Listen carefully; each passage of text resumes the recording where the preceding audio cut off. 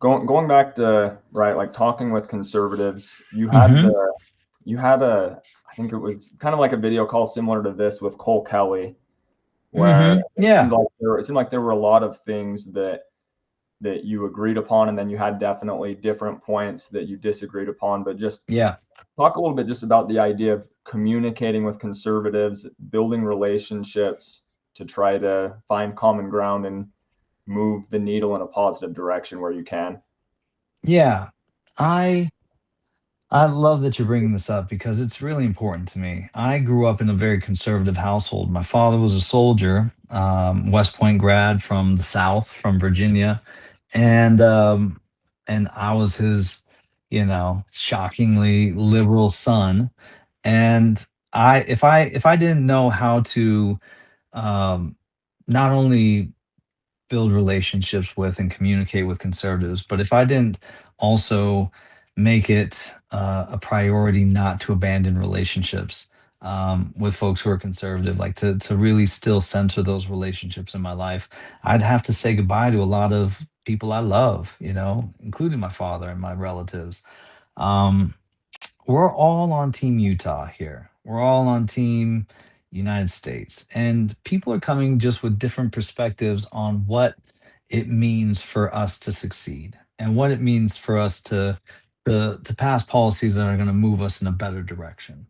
And when I spoke with Cole, it was right after Charlie Kirk was assassinated.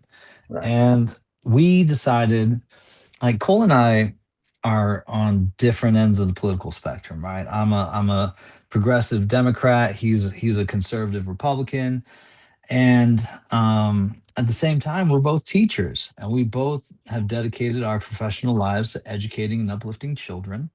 And I can't remember if it was his idea or mine. It may have been his, but we've already been on the same page about like working together and having conversations that span the political divide.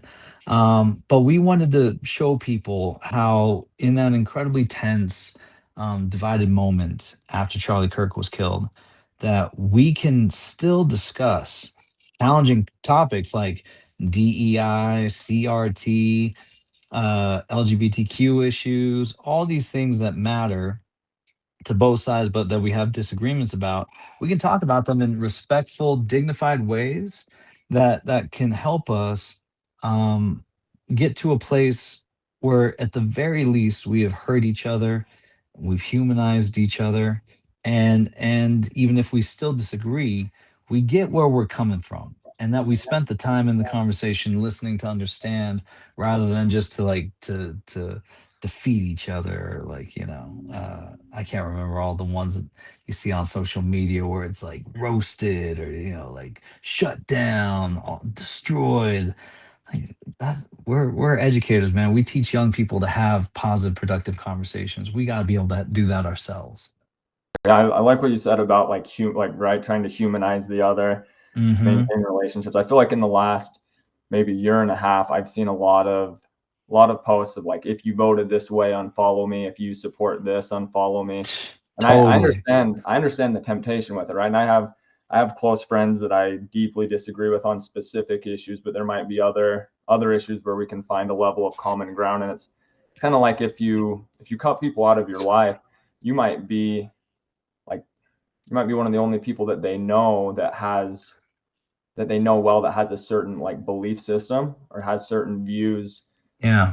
Like if they think you're a reasonable, good person, it's like they might learn of, I don't know, why people believe that way. They might learn Hmm. some factual information about a specific event or a specific topic that even if they don't come to your side, they might at least understand it better and hold greater like tolerance for people that think that way.